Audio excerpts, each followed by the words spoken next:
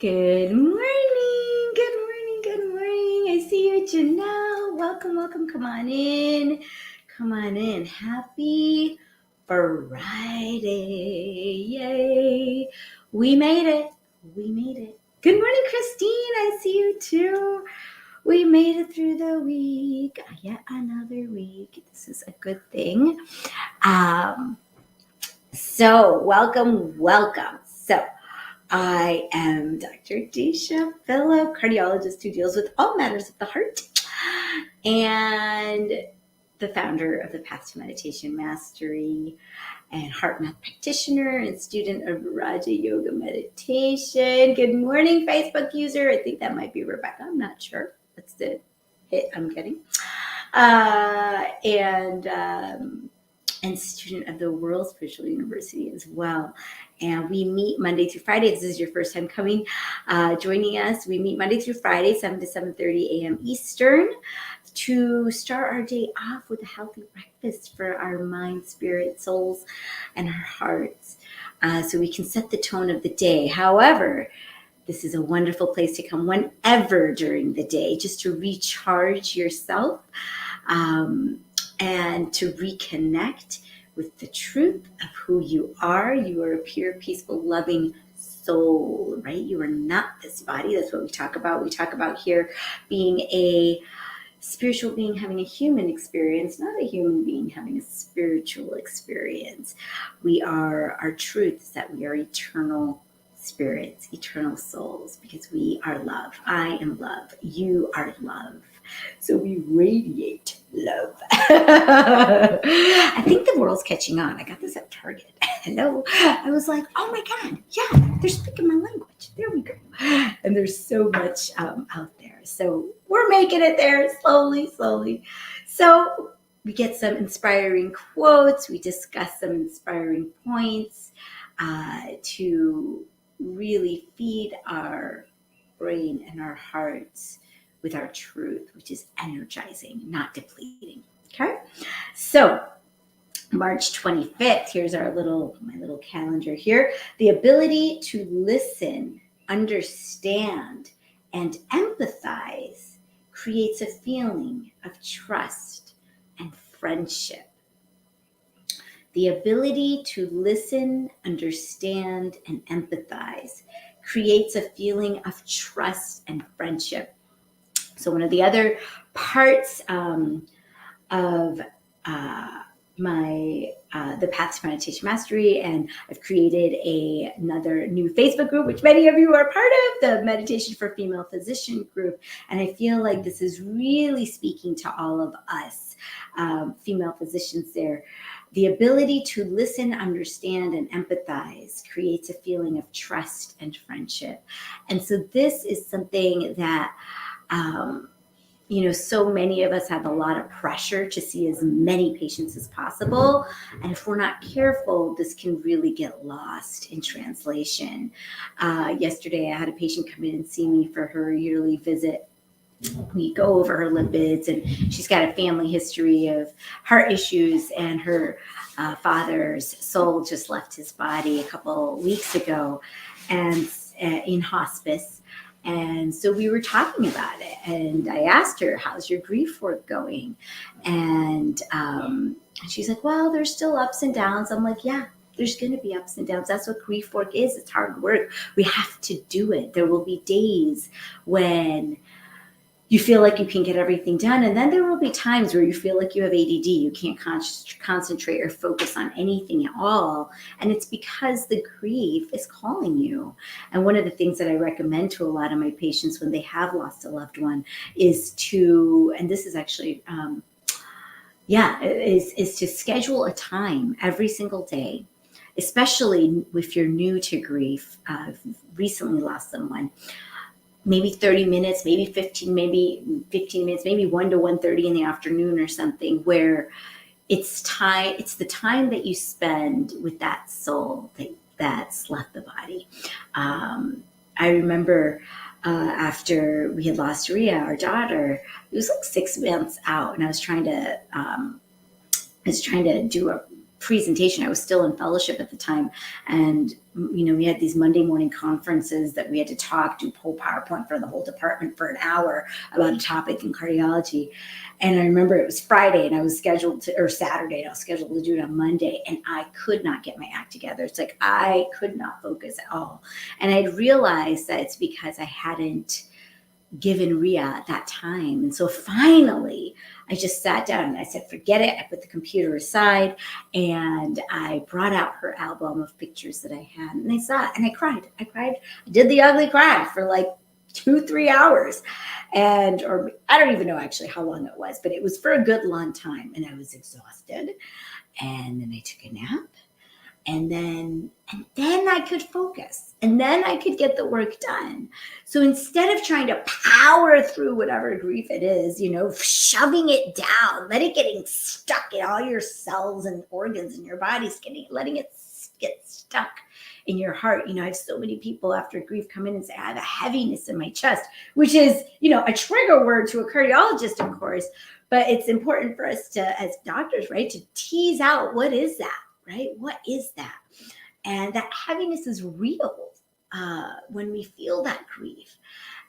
But we can feel it lift if we allow those tears to flow through us. If we allow the anger, the uncertainty, whatever it is that needs to be given, we need to give it attention in order for it to not consume us.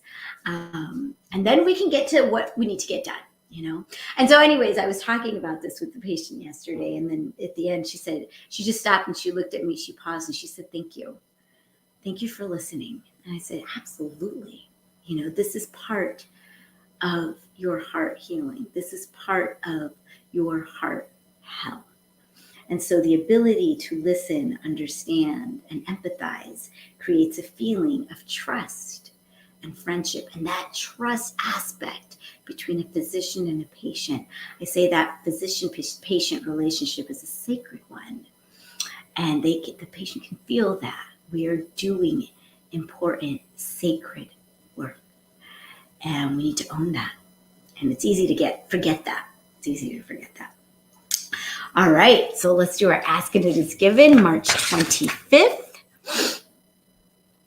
Before you can effectively benefit from paying attention to your emotions, you must first accept that well-being is the only stream that flows.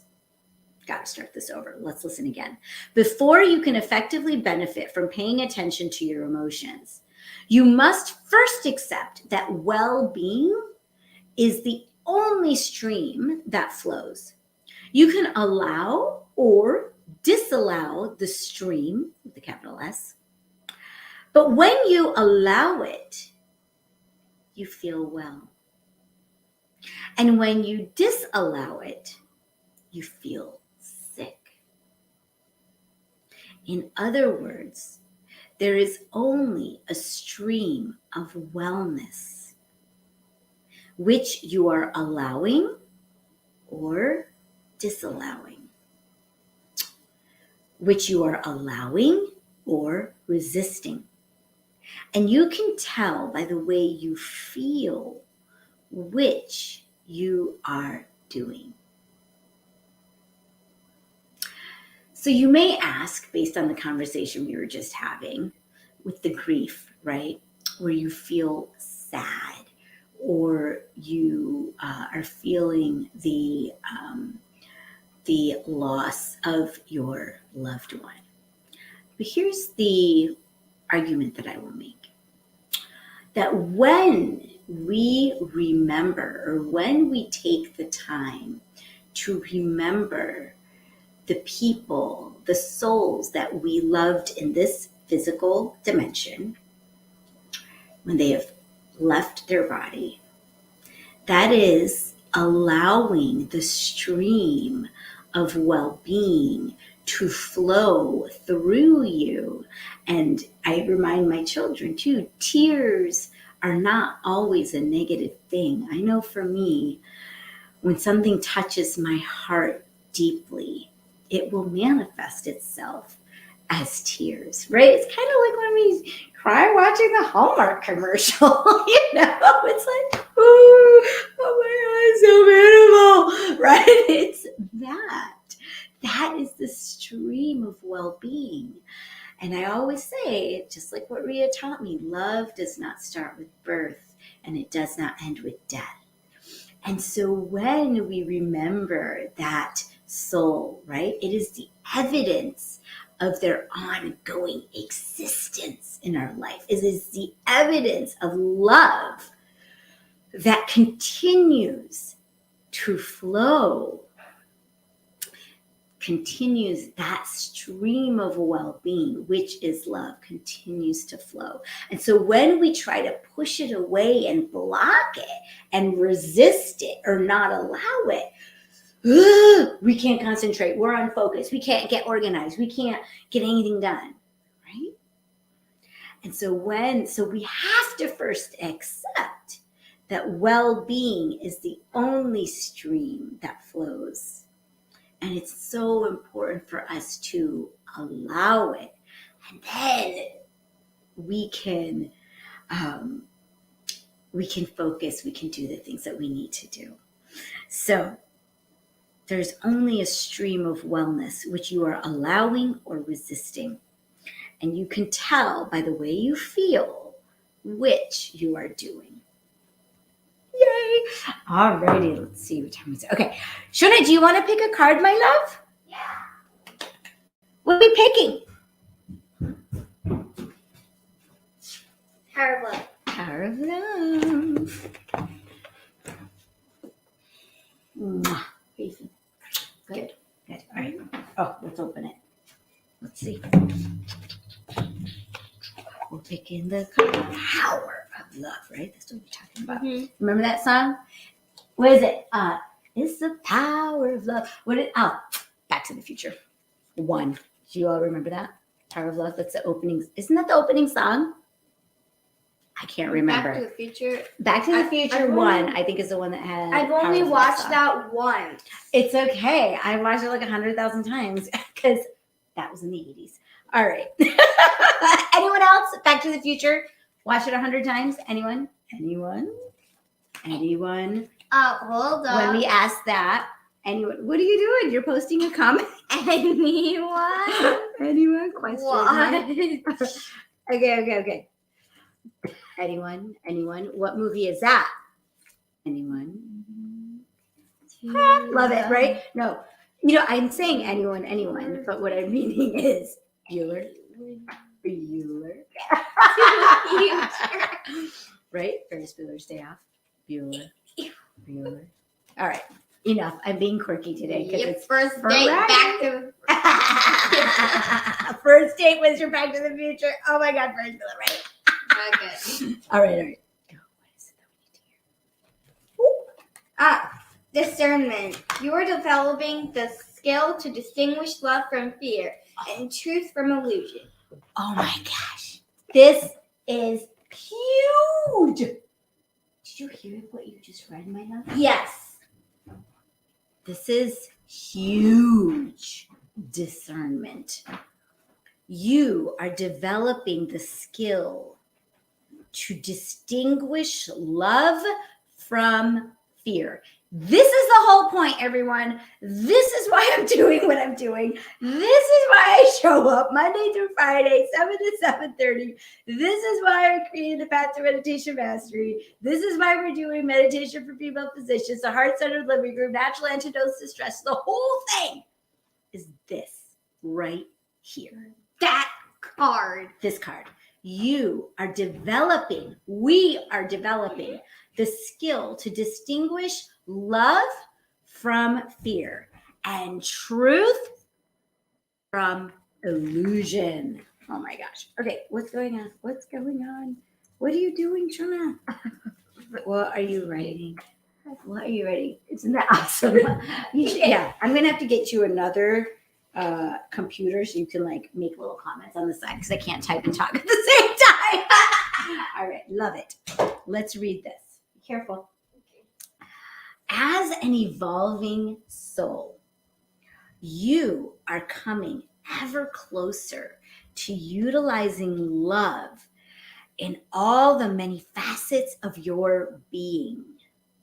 When you can release past situations and hurts, you are not only giving yourself the freedom to progress on your path, but you are also liberating the other souls involved.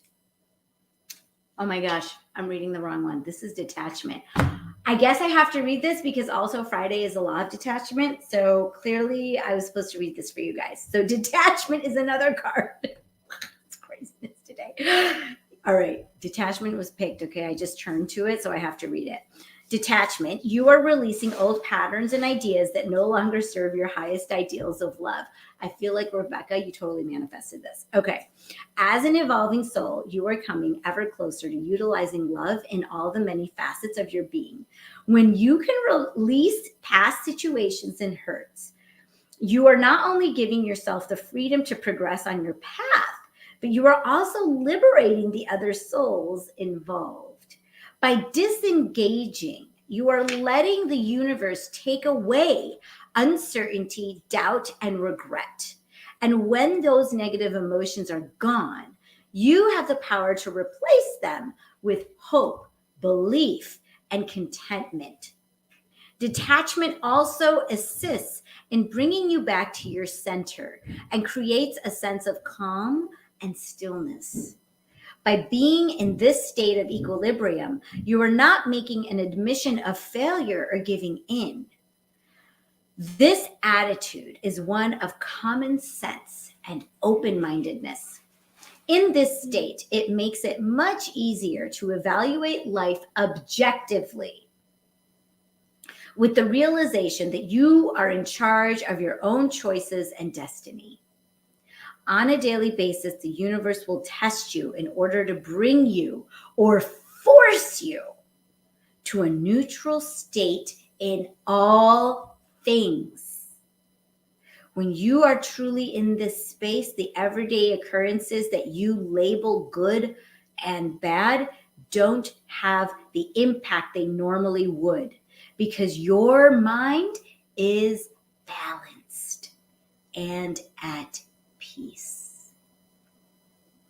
Remember, dear soul, you don't own any of it, not even your kid. You are just borrowing it for a short time. Wow. Okay. I know we're going over, but we have to do discernment as well. And that is the next card. Listen up. Yeah.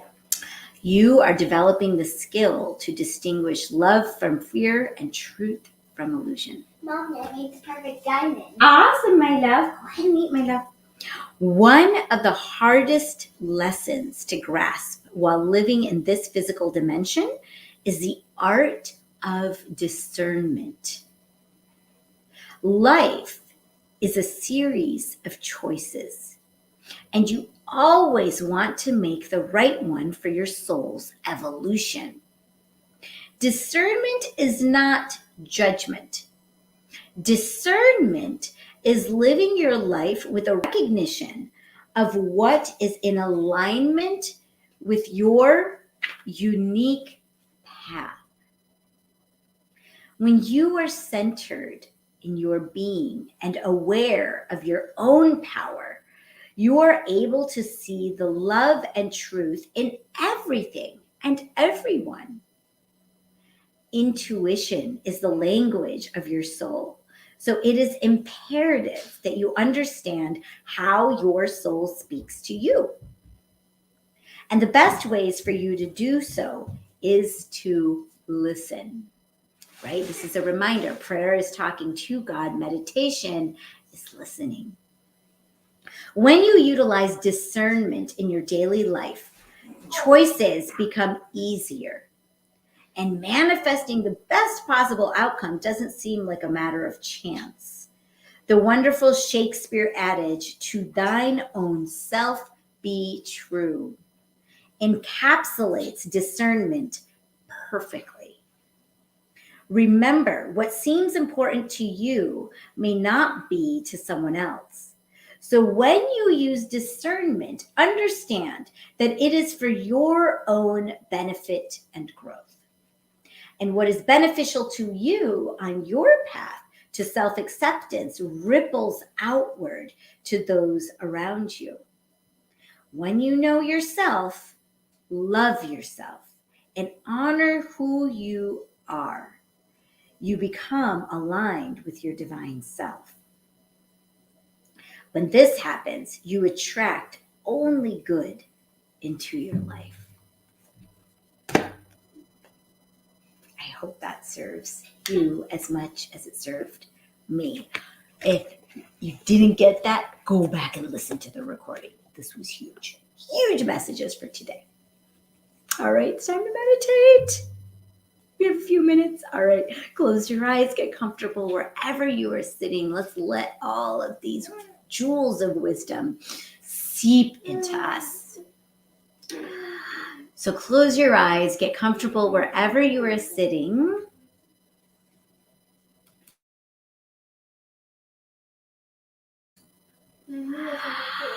Visualize your heart in the center of your chest with 2 nostrils, one in the right ventricle, one on the left.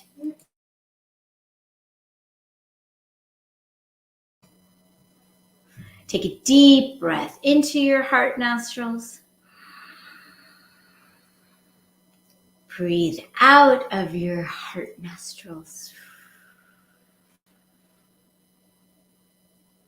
Breathe into your heart the vibrations of love, joy, peace. And as you breathe out of your heart, send those loving vibrations out to every single organ and every single cell in your body.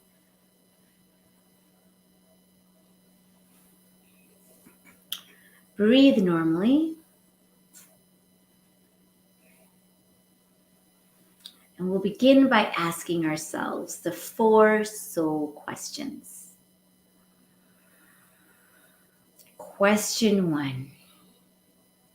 Who am I? I am not fear. I am not worry.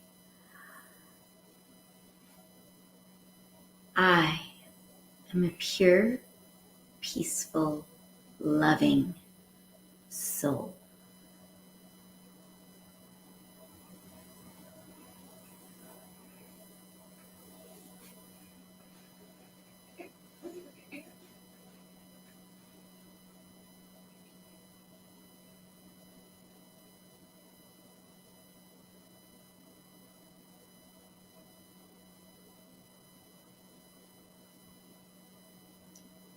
Second question.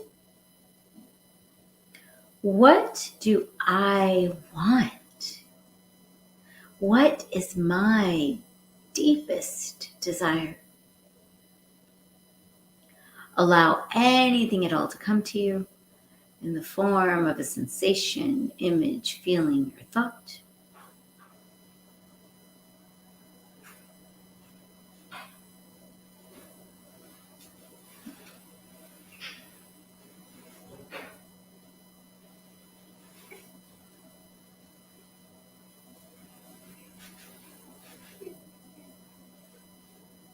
Third question. What is my purpose? How can I serve myself and others? Allow anything at all to come to you in the form of a sensation, image, feeling, or thought.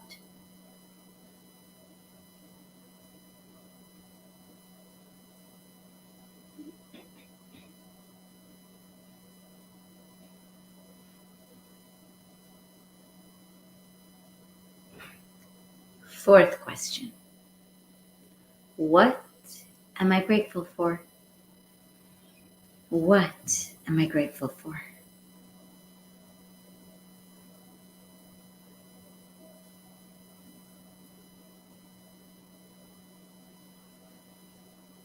Allow anything at all to come to you in the form of a sensation, image, feeling, or thought.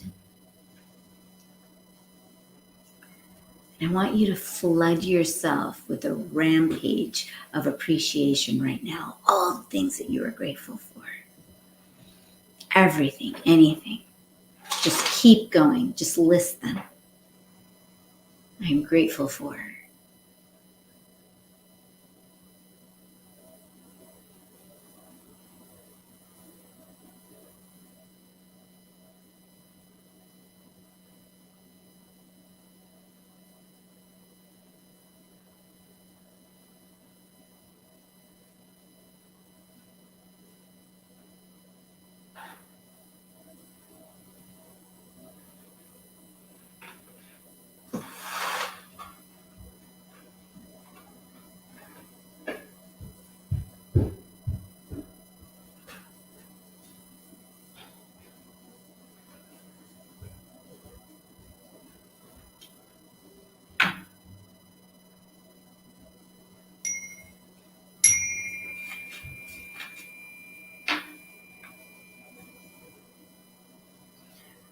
Keep your eyes closed and you can stop and sit in awareness, in the fullness of your gratitude. And these vibrations of appreciation.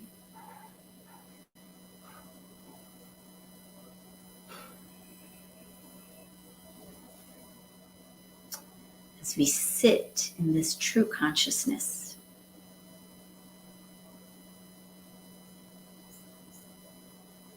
I'll pronounce 4 intentions. Just repeat them silently and release them into being. Joyful, energetic body. Joyful, energetic body. Loving, compassionate heart. Loving, compassionate heart. Reflective, alert mind. Reflective, alert mind. And lightness of being. Lightness of being. Continue to rest. And when you're ready, you can slowly open your eyes, wiggle your fingers and toes, give yourself a big stretch. Bring your palms together to heart center and give yourself a little bow of gratitude for bringing yourself here today to fill yourself up with a healthy breakfast for your spirit, mind, soul, heart. Lots of jewels today. Carry them with you. Let's give a bow and give a loving vibrations of light to all of our family, our friends, our community, our city, our state, our country, to our entire planet, to all of our soul brothers and sisters on this planet. And from there, we give a blast of that love and light energy out into the universe. And from there, it gets boomeranged right back to us. I'll say namaste. The divine light in me sees and honors the divine light in you. Have a wonderful weekend, everybody. And I'll see you back here Monday morning. Sending love. Mwah.